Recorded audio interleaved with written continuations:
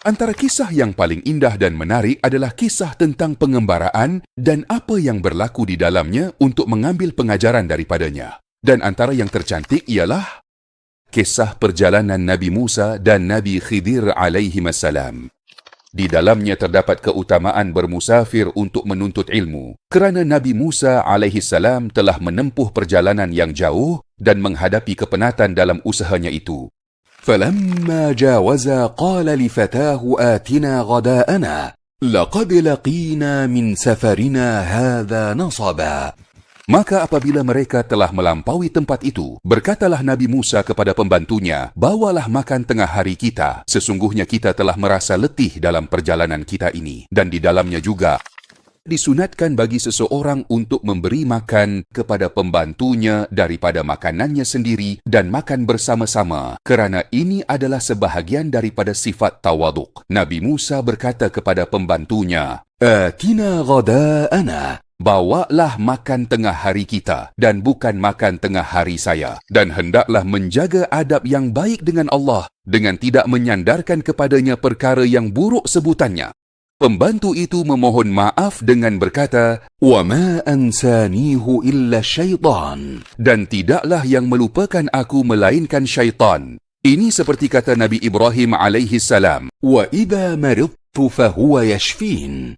Dan apabila aku sakit, dialah yang menyembuhkan aku. Maka baginda menyandarkan penyakit itu kepada dirinya sendiri dan kesembuhan kepada Allah. Dan sewajarnya seorang murid beradab dengan gurunya dan berbicara dengannya dengan kata-kata yang paling lembut. قال له موسى هل أتبعك على أن تعلمني مما علمت رشدا.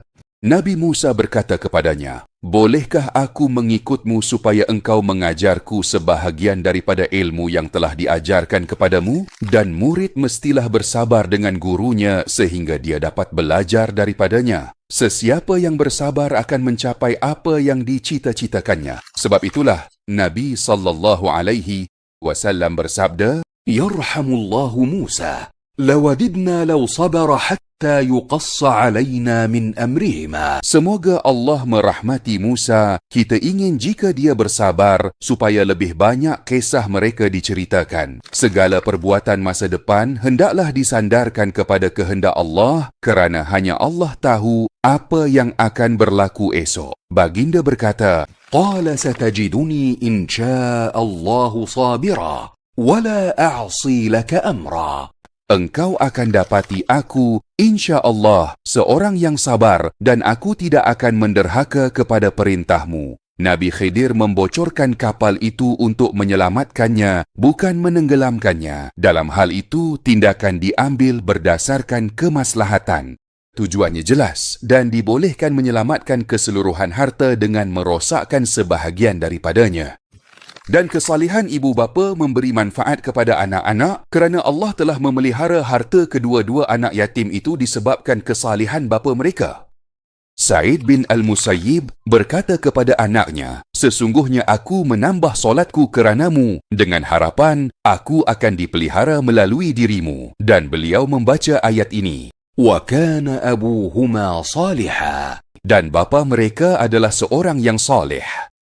Maka antara perkara terbaik yang boleh anda tinggalkan untuk anak-anak anda selepas ketiadaan anda ialah kesalihan diri anda sendiri.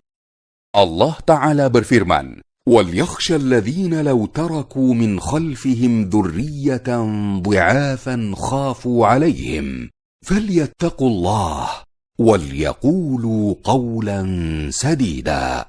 Hendaklah takut kepada Allah orang yang bimbang meninggalkan keturunan lemah yang mereka risaukan kesejahteraannya. Maka bertakwalah kepada Allah dan ucapkan perkataan yang benar.